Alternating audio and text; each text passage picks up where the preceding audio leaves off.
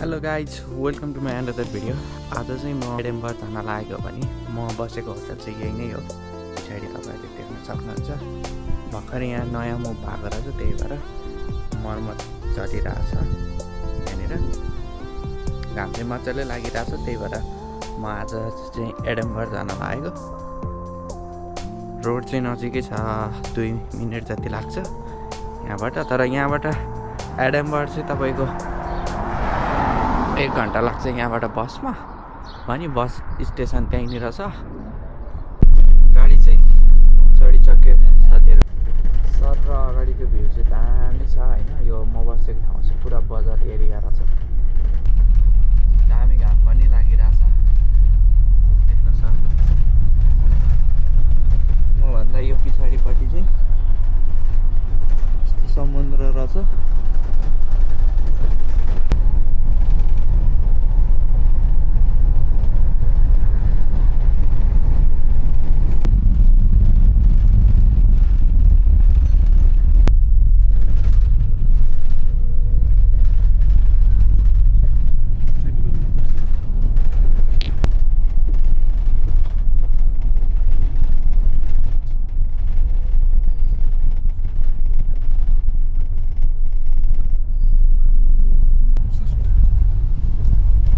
म चाहिँ यो एडेनबर्ग आइसकेँ भने अब यहाँबाट म चाहिँ क्रुज जान लागेको। वाटरलूमा मैले ट्रेन लिएर म अब क्रुज जान्छु भने। एडेनबर्गको यो सिटी हो भने देख्न सक्नुहुन्छ एकदम भिड छ।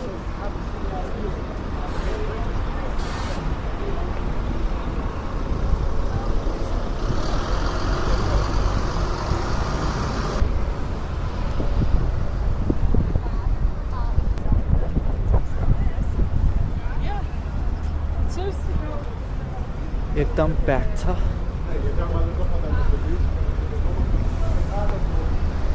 दामी दामी क्यास्टलहरू, भिआइपी होटल यस्तो रहेछ यहाँ। Apple shop.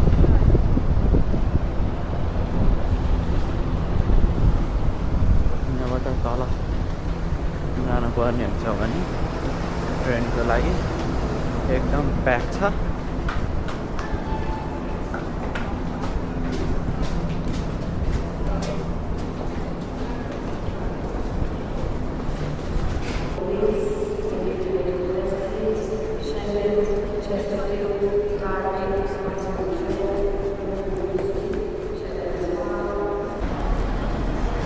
प्लेटफर्म 16 to 18 एकदम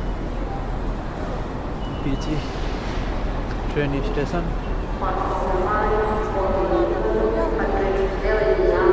क्रुजको लागि चाहिँ म डालमेनी जाँदैछु। यहाँबाट 3 स्टेसन रहेछ भने अब यहाँबाट गएर दामी दामी त्यहाँ भिडियो खिच्ने ठाउँ छ। र म यहाँबाट लगभग म 16 मिनटमा पुग्छु होला। म चाहिँ ट्रेन चढिसकेँ। ट्रेन खोज्दा खोज्दा एकदम नयाँ ठाउँमा अलिक केही थाहा नै नहुने, त्यही भएर अलिक टाइम लाग्यो। मेरो ट्रेन चाहिँ हिँडिसक्यो। यहाँनिर चाहिँ एयरपोर्ट रहेछ। यो डालमेनी आउनुभन्दा पछाडिपट्टिको यो स्टेसन चाहिँ। डालमेनीबाट चाहिँ म सर अब क्रुजमा जाँदैछु। अब यहाँ क्रुजमा के छ म तपाईँहरूलाई कस्तो कस्तो ठाउँ छ म सबै देखाउँछु। यहाँबाट कति 10 मिनट जति लाग्ला क्रुज पुग्नलाई चाहिँ।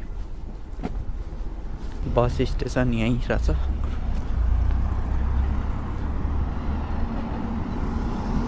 मलाई चाहिँ मान्छेहरूको भिड पुरा बढिरहेछ। यहाँ मान्छे नै मान्छे छ। यो के को वाल उठाएर छ साथीहरू। जङ्गलमा हिँड्दा हिँड्दै बाटै भुल्यो। म्यापले नि कता कता देखाउँछ।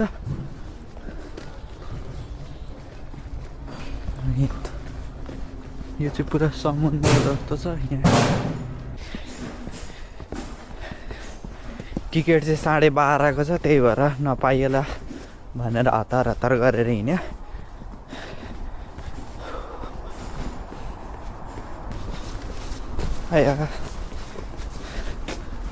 सरमा चाहिँ क्रुजको यो समुद्र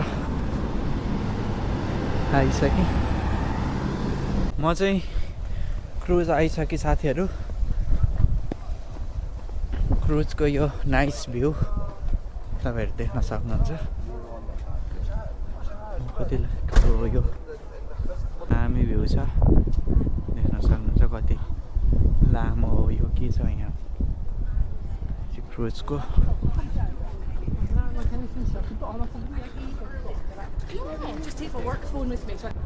घाम चाहिँ अहिले पुरा बादलले छेक्यो र दामी भ्यू छ। अब यहाँ बोटिङको टिकट यहाँनिर काट्ने हो पनि यहाँ तपाईँहरूले देख्न सक्नुहुन्छ। यो स्कटल्यान्डको क्रुज यही नै हो।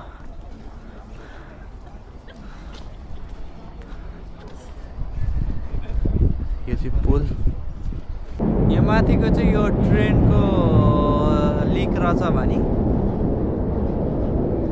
दामी तरिकाले बनाएर चाहिँ कति टाइम लाग्यो होला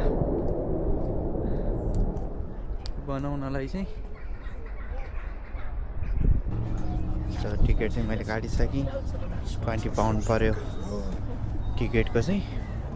दानी बोट हो र अब भर्खरै आयो। यहाँबाट म जाँदैछु भने भित्र।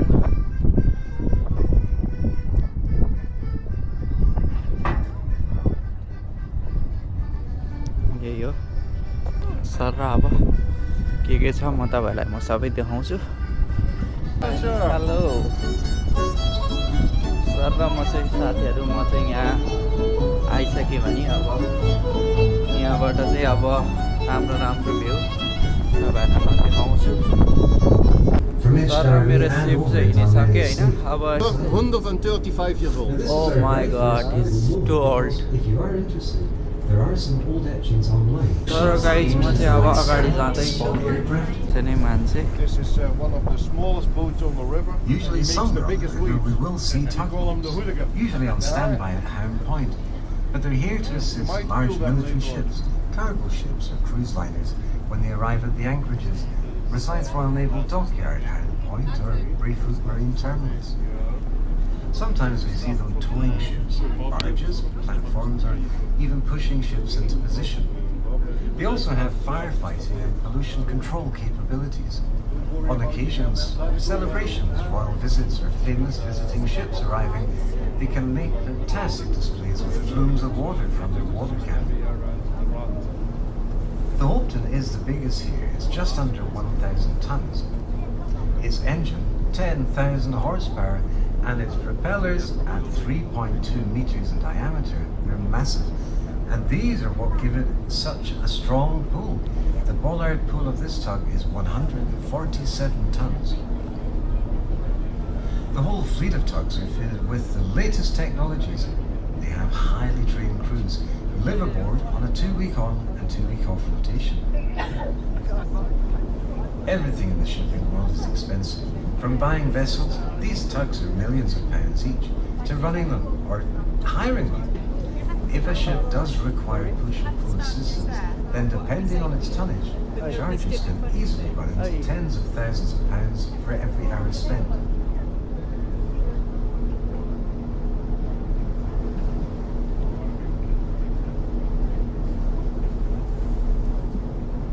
This massive structure is known as Hound Point Oil Terminal. For many years, as we've sailed past, I've always spoken about Scotland's black gold, its oil. And that's wrong. It's totally wrong. Crude oil is not black. No. He was an eco-warrior in a 19th century world that didn't know what that was, or a world that actually needed one. But you can go all the way into Edinburgh. This is just a part of the John Lewis, the fishing town of Dunbar, his birthplace. and the trail Sir, which on your way, साथीहरु that's where it starts. He was a conservationist, a naturalist, glaciologist, the founder of the National One Park family? System. The Primrose John Muir's family. vision has resulted in over Just 400 just around the national corner there park will be a sites. beautiful castle appearing, and that's their private little castle. Going west from here, walkers trek for Right, 130 miles approximately through the northwest frontier of what used to be the... A remarkable place with a history going back in time as far as anybody can. Just solitude and tranquility. No internet, no television, no phone signal. Now, I know for some of you that could be the most horrifying life scenario you could ever imagine. No phone. Augustinian canons settled here in the early 1100s, and the main feature, as you will see, is the dramatically sited Abbey complex. Now, this is Scotland's best preserved group of monastic buildings. But that's not all. This uninhabited island is very surprising. It's a place to explore and discover all on your own. The 10th century Hermit's Cave, the beaches, and the wartime installations. There are lots of curiosities waiting on you to find them. Now, even if it's not possible to visit today, put it on your bucket list and come again another day. Why not? You won't be disappointed. And looking along the shoreline, see if you can see any seals. Sometimes they lie in the rocks and they're very well camouflaged, but sometimes you will see them stretching out and they look like big bananas.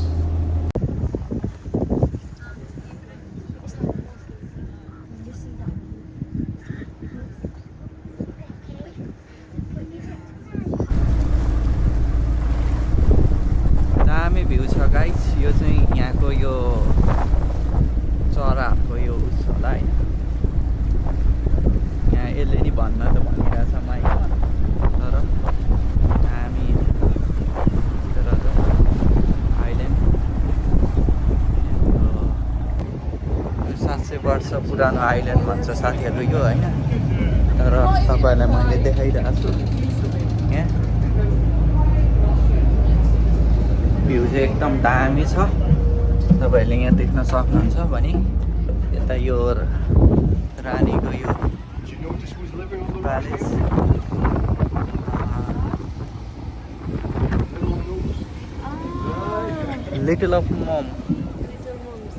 Little mums चाहिँ त्यहाँनिर बस्नुहुँदो रहेछ होइन यहाँ चाहिँ little मम बस्नुहुन्छ भन्दैछ त्यसले view चाहिँ एकदम दामी छ यहाँनिर स्कटल्यान्डको यो भइरहेछ मान्छेहरू चाहिँ टक्कै छन् होइन यहाँनिर देख्न सक्नुहुन्छ सर र साथीहरू ट्याक्क ट्रेन चाहिँ सर र कस्तो दामी देखिरहेछ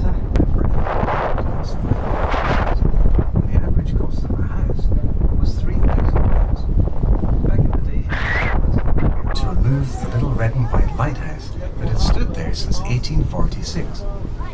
Being of national importance, it was carefully dismantled, catalogued and put into storage, and it was to be rebuilt somewhere else.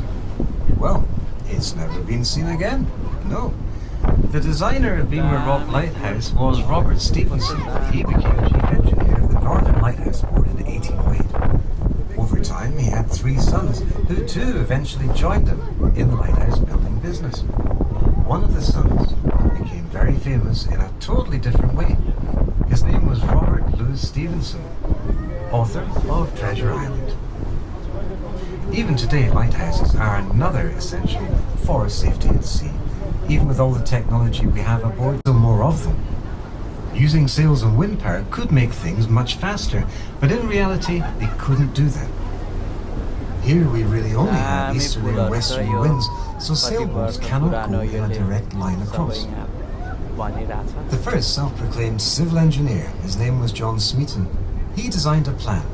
His plan was to build 4 piers along the promenade of South Queensferry, and 3 across the water on the other side. Immediately this sounds like a really strange without tacking, regardless of wind direction, and they could dock at any one of the piers. Problem solved. The engineer they brought in to build the piers had already built London Bridge on the Thames. Now I must share this with you. That was the bridge that was bought by an American tourist back in 1968. It was taken to bits and rebuilt in Arizona. But that's another story. The engineer's name was John Rennie. As I stated, brilliant men. Guys अब म चाहिँ ओर्लिने बेला भयो होइन ओर्लिँदैछु